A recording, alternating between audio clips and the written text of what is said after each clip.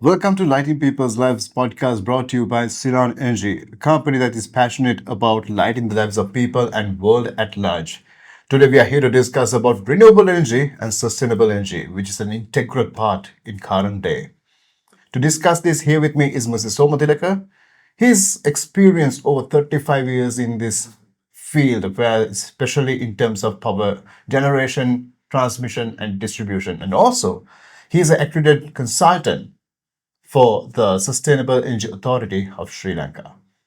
Thank you for joining with me, Mr. Somathilake. Hope you're doing good. Yeah, I'm good, and thank you. Yeah, of course. So, without any further delay, I want to just jump into this, but we need to get first things sorted because there's a lot of discussion about what sustainable energy and renewable energy. But I want to know, Ms. Somathilake, what's the difference between sustainable energy and renewable energy?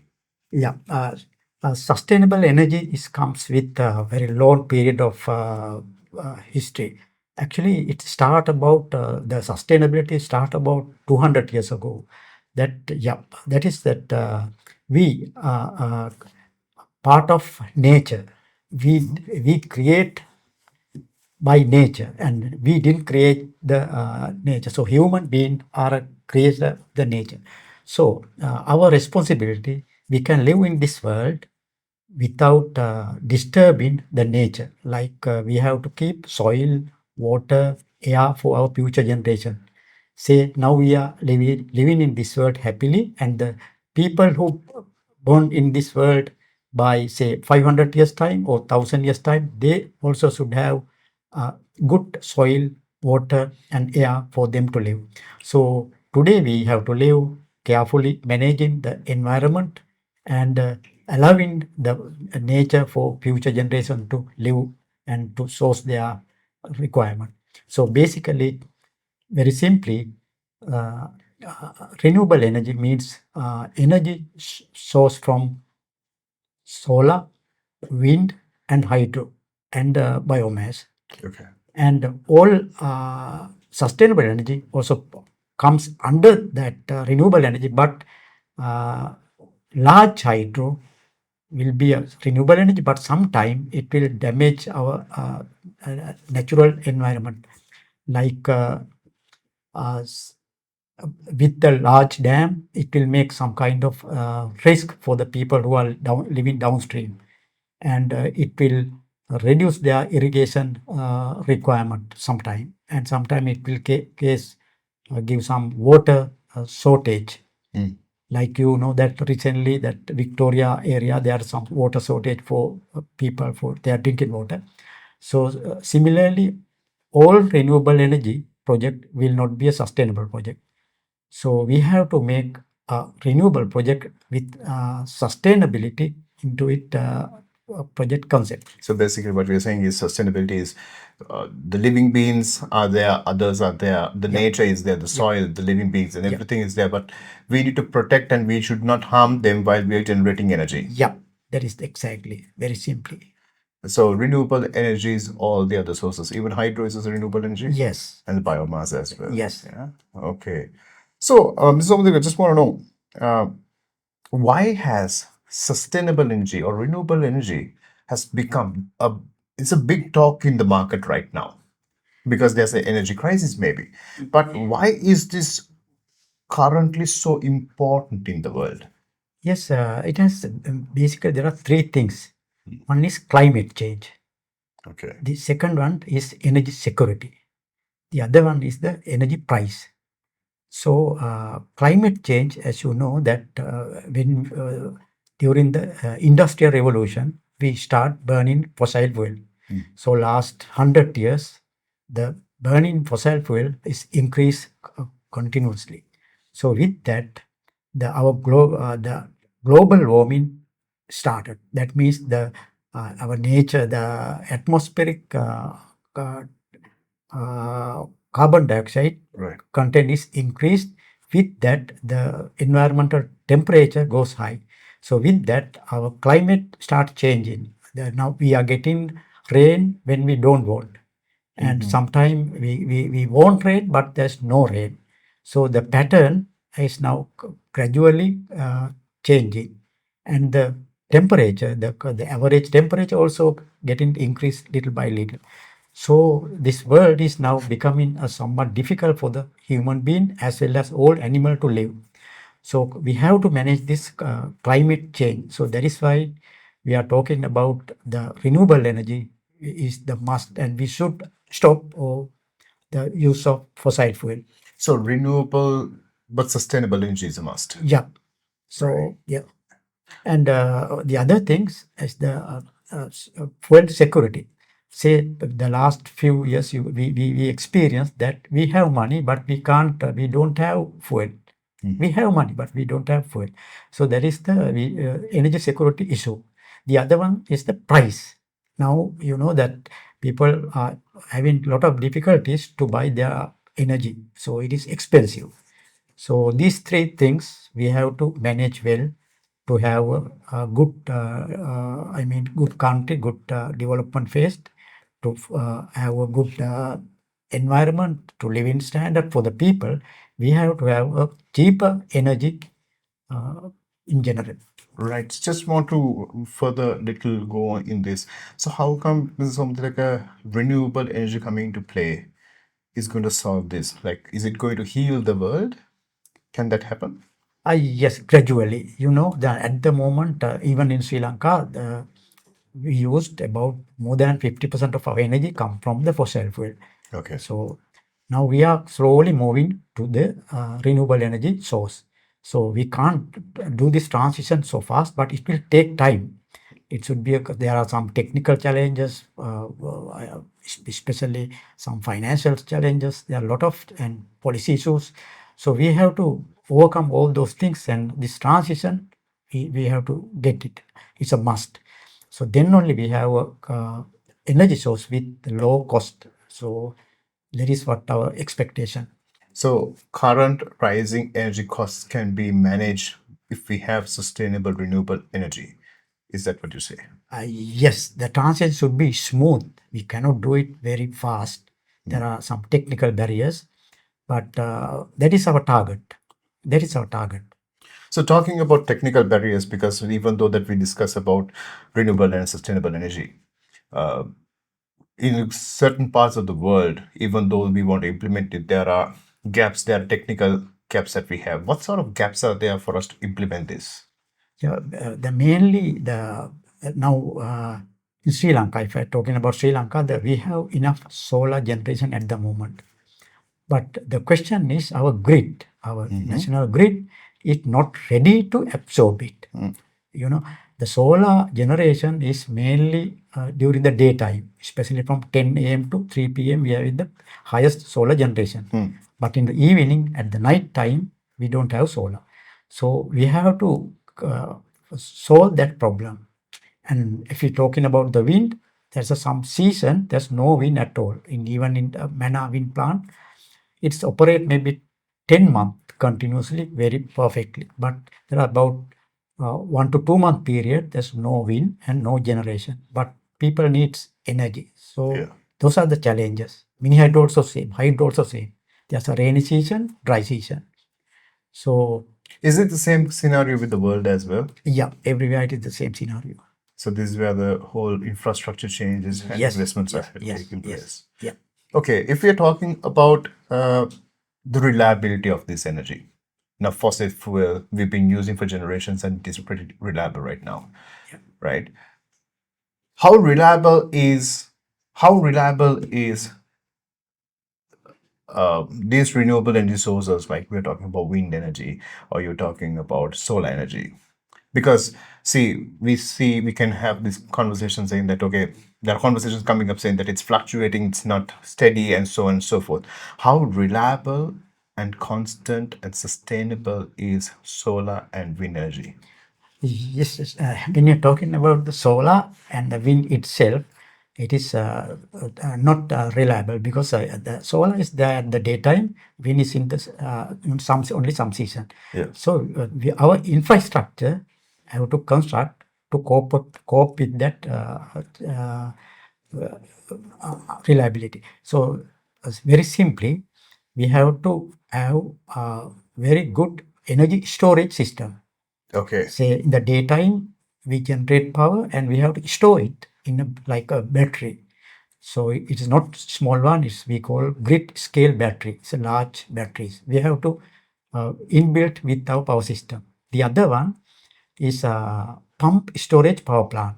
So we make a hydropower plant and we operate it as a pumping station during the daytime. We pump water to the higher reservoir, and the night time we will use that water to generate power. So the solar and wind, we cannot get a reliable power supply only with solar and wind. So it should be a combination of solar, wind, battery, and pump hydro. It's a combination of all total package. Then only we can have a reliable power supply. Does that mean, Somathilake, in Sri Lanka, if we take Sri Lankan context, are we really work on these battery systems and these technologies that you're talking about? Are we working on that currently? Yes, now if you see that long-term generation expansion plan Okay. for CB70 for 20 years period, the latest one, they plan the battery energy storage system and pump storage power plant in very near future. So at the moment, battery energy storage project are started and moving ahead, and new project will come. All are in pipeline. So, but it is little bit late, really speaking. Late compared to the world? Yeah, it is late. So uh, initially we started the solar generation and wind generation, and it is so fast. Now we have more than enough rooftop solar and really speaking ground mounted solar. Right. And now we need storage. So that is the challenge now the country is facing. So so they are work hard to get it as soon as possible. Let's talk about Ms. Mundhara, the innovations that is happening and the initiatives that is happening at global level when it comes to renewable energy. What are like the innovations? How innovative have we become in this whole process? What are the innovations in the world? Yes, actually it is very fast now. Okay. You know the solar, if you're talking about the solar panel, earlier it is about, say, single panel is about 300 watt. Now it is more than 700 watt. So it is double the panel capacity. Yeah. And wind plant, earlier it is start, say, 500 watt, 1 megawatt. Now it is gone up to over 5 megawatt. Now talking about 7 megawatt, 10 megawatt wind power plant. And battery energy storage plant also getting bigger and bigger and making a larger efficient plant. So it is moving very fast. And the other one is that hydrogen. So now renewable energy is using to manufacture hydrogen. Hydrogen is now used mainly for as a transport fuel. So replacing all kind of fuels like fuel for energy generation and fuel for transport.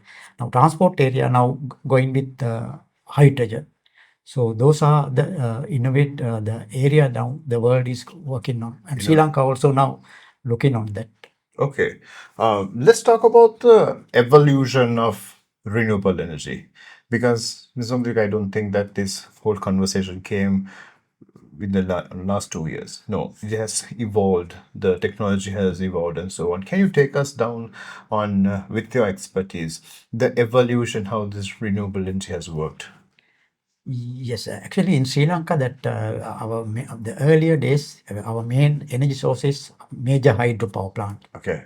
So with Lakshapana, Mahaveli, and Wallawe rivers, main rivers utilized for power generation. Yeah. And when later stage, we started construct thermal power plant. So now it's again going to a wind and solar power plant.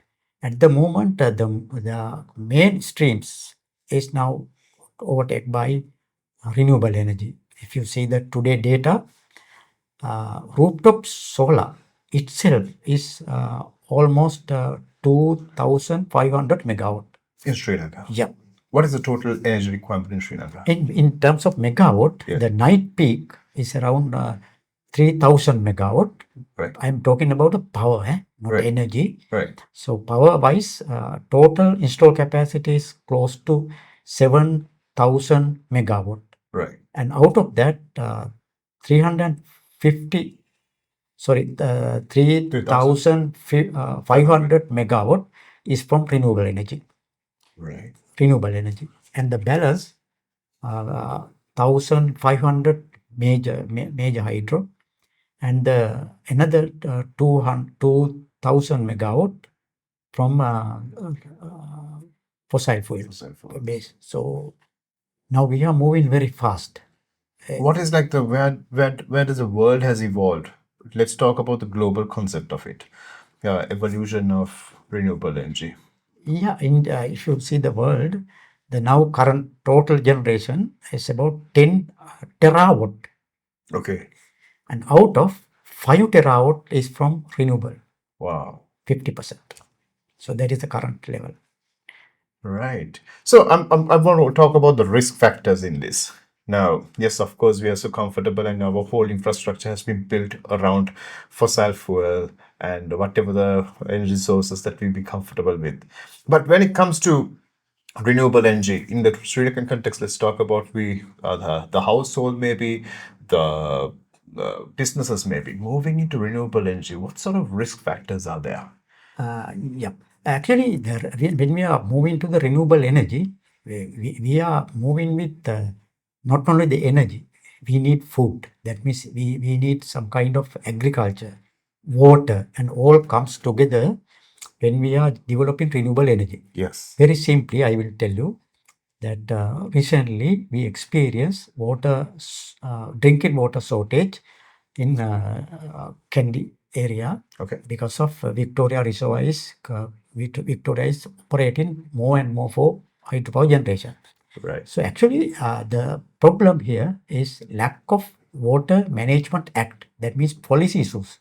Sri Lanka need a policy changes with this renewable energy adoption. So we are talking about this Water Management Act for last 20 years, but almost all government are in very difficult situation to take it. So only very recently that electricity sector reforms. Now, no, there's no Ceylon Electricity Board. There are 6 companies take over the total operations of it. So likewise, the water management like irrigation, drinking water, all these should have a very good uh, control system. Okay. But there's no very clear act. So what we mean is like even though if we want to shift into this whole renewable energy, sustainable energy, this whole thing that we're talking about, new technology, but we need to look at the other parts which is getting affected in it. Yes, yes. Right. If not, it is not going to be sustainable. Yes, that's correct. The water we have to think about it, and the land utilization also issue. So we can't utilize fertilized land for solar. We have to select the proper place where we can't do any cultivation. Right. So recently, the latest solar plant is 100 megawatt Chiambalandu solar plant. Okay. But that land is 500 acres. Right. 500 acres. 500 acres. Okay. So the land, I think it is not abandoned land. It also usable land for agriculture. So those are the things that we have to consider. So don't we have any technology where that while we're using it for agriculture or some other? Yes, now it is gradually developing. So we are not utilizing the fertile soil, fertile land for solar, but the like say rooftop. Yes. Already roof is there, so we are living under that roof. So use that area for power generation. So similarly, the floating solar, the reservoir is already there. The surfaces we don't use for any other purpose. So we can use that area for power generation, floating solar. Okay, floating solar. Yeah. So in such a way, we have to develop plan to make a sustainable future for combining all those things: agriculture, water, energy, transport, everything we have to consider, not only one focus. So to become it sustainable, we have to make a combined development plan. It may be very interesting to ask you this about floating solar because what major portion of the world is water, Yeah, yes. right? And if you take country like Sri Lanka and around us is a beautiful ocean around there, Yeah. right? What are like the challenges that we have in utilizing this sea space or ocean space for solar? The really speaking, floating solar mainly now focusing in the irrigation reservoirs, not in the sea. Not in the sea. Not in Okay. the sea, Okay. because sea waves is somewhat difficult to handle with solar panels. Okay. So in the land, you have large reservoirs. So those reservoirs we can utilize for uh, floating solar. Why I'm asking this is because as the viewers, as the general public, of course, the individuals in the industry might know the limitations and the possibilities of this. But when we are out there as common people out there, we look at the sea. Why can't we use this as an energy source? That's what we ask. So, as you very correctly said, it's the waves and so on. It's very difficult to manage, Yes. and the consistency. What are the other challenges that you see? Actually, for wind plant, we use it in onshore wind plant are now developing. Okay. In Mana area, it's a very good resource area. So now we have about close to 200 megawatt wind plant. There's 100 plant is already running, and the other plants are now developing. And also offshore and onshore wind plant is a Okay. very good resource for us. So now we are talking about, and maybe very recent, very near future, we will get those plants to our systems. So, Mr. Somathilake, okay, coming back to Sri Lankan context, tell me, uh, will there be a time where that we will not use hydropower plants anymore? Ah, it's a difficult question for me to Okay. answer at this point. Right. But hydropower. I'm just asking as a layman Yeah, here. yeah. But Because we the are energy resources there, you know, when you have a rain in a hill country, and if you have reservoirs, the water naturally comes down. Okay. So that energy we don't want to waste. waste. So Okay, then I will put it in this way. Can we get over using fossil fuel for energy as a country?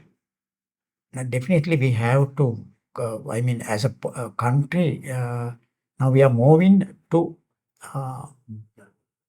diminish. I mean, to reduce the Reducing usage of it. usage of fossil fuel. Okay. And our country commit that by 2050 Okay. we have to be a carbon neutral country. Right. So then we don't exist any carbon dioxide. After that, we will zero emissions Zero by emissions. 2050. That is for energy production or the generation. Considering all transport, energy, and everything. Right. Right. Okay. See, now you said like we have really moved forward and developments have happened and half of all major portion of our energy requirement is fulfilled by renewable energy, but we still feel that we are lacking certain things. As public, we feel like we are lacking. What is like the urgency right now for us to bring in renewable and sustainable energy? The grid development, our grid, our 220, 132, and grid substation are not up to the standard. So we need a lot of investment in grid development.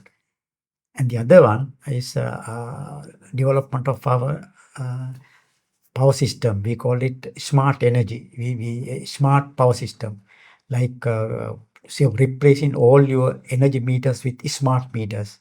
Right. So there are a lot of investment to be done in power sector to absorb more and more renewable energy. So it's very simply, as you are at the moment, you are energy consumer. Yes.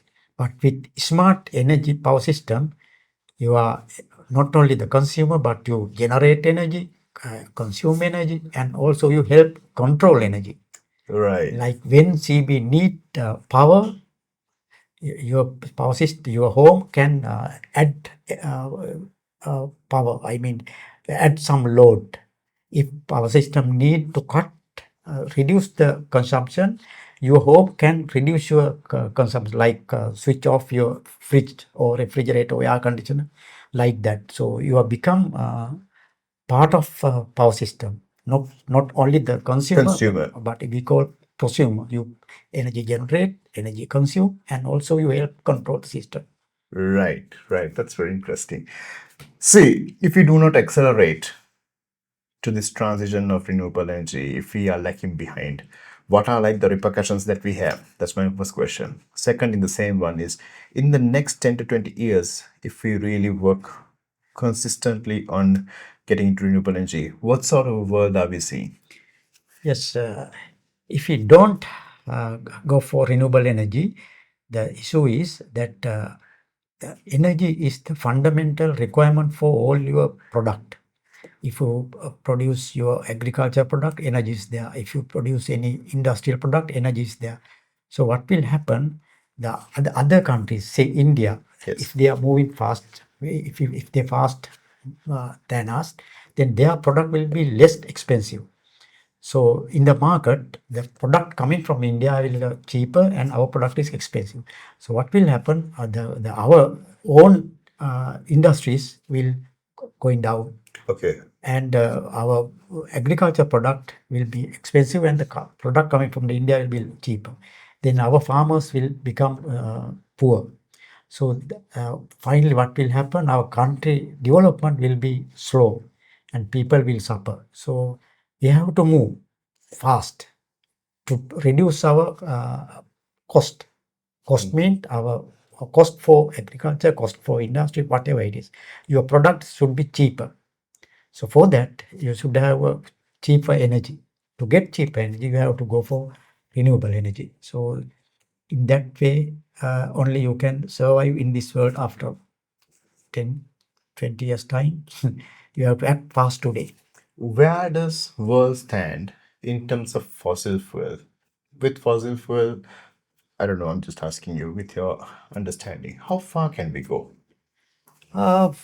So now I think you heard about the Paris Agreement that the most of countries signed it.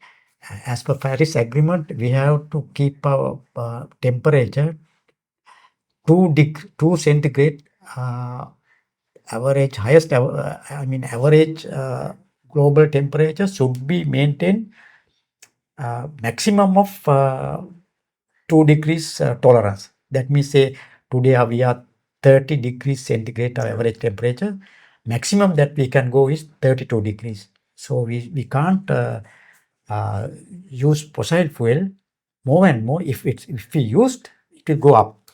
So every country is now uh, working hard to reduce their fossil fuel consumption. Okay. So that is for sustainable world, nothing else. Otherwise, people will can't live in this world.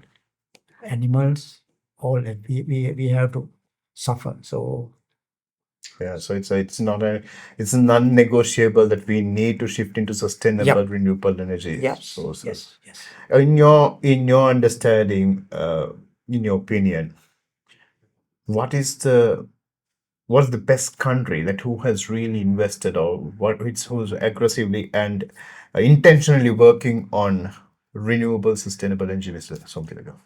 Yes, I can name few countries like Netherlands Okay. and Norway, Finland. Those countries very nicely manage this renewable energy resource. So they have very good planning. The planning is the most important thing. Understood. That is the thing. In our country, the weak area is the planning. Okay. In our country, we don't have national planning center. Almost all developed countries, they have national planning center. That center will give basic planning guideline for all ministries, all sections. So there's a one place. There's a very talented people gathering information. They are making basic plan. Say Singapore, they have I think 60 or 70-year plan covering all areas, not only energy but agriculture, health, education, everything they cover. So Sri Lanka, it is very it's a very urgent requirement to establish a central planning authority, maybe under finance ministry. Yeah. But at the moment, only during the budgetary department in planning department, and they are the people who are allocating money for all department to make plan for other sectors. But the National Planning Center will give all directions. So they are the main people who are looking the country. So that is the very weak area in our country, but It's a must that yeah, we should have it. It's a politically independent institution. Absolutely. This is something like my final question to you. As the consumers of energy, as the people who really are consuming energy, what is the advice or what is the request that you as an expert would want to make? Yes, really speaking, when the for a consumers today, the things that I can give you is when you buy any electrical items, whatever you want, see the energy efficiency. So always purchase the high efficiency equipment and planned all your requirement in proper manner, not just use it to daily requirement by randomly, but plan it. So then you can reduce your energy consumption and you can reduce your energy bill. So, how we as consumers can contribute to this whole journey is by properly planning our energy Yep. requirements Yes. and looking into it very carefully, and then we move into no, rather than we selfishly consume and wastefully consume, but we very much intentional in our consumption, isn't it? Yes, that's exactly correct. Plan your all your even a very simple requirement when you wash your clothes, when you see your TV, when you do your cooking, plan it to get the lowest energy consumption, energy cost. I just want this because this whole thing came to my mind. Yeah. I'm just asking. Now, there's a conception, there's a thinking that people have. Okay, I have a rooftop solar, I have my battery at home. Let's say hybrid solar systems and so on. I have my own solar, I have my battery, so I can consume energy as much as I want because it is producing and it is giving me. Is that a good way to think? And is No, it a no. proper way to No, do it it? is not the sustainable living. It is not the sustainable living. So we have to think. I mean, not only us. There are a lot of people, a lot of animals. There are a lot of.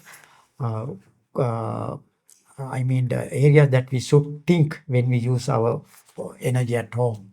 So even when we eat it, so you can cook your food. If you have money, you can bring price whatever you want, and you make a very big plate. You can eat, and others you can throw away. Throw away. But it is not a way of living. So you have to save everything whatever you can. So it doesn't mean even though that you are generating your own energy by solar and storing in your battery, but we need to be responsible in using that as well. Yes, yes, yes. Okay, that's what you say. So, Mr. Somathilake, thank you very much for joining us today. Thank you for sharing your insights and thoughts with us. And thank you for joining with us for this Lighting People's Lives podcast brought to you by Ceylon Energy. And thank you very much, Ceylon Energy, for being on board to do this to light people's lives. Stay tuned for another episode where that we talk about how we can light the generations to come.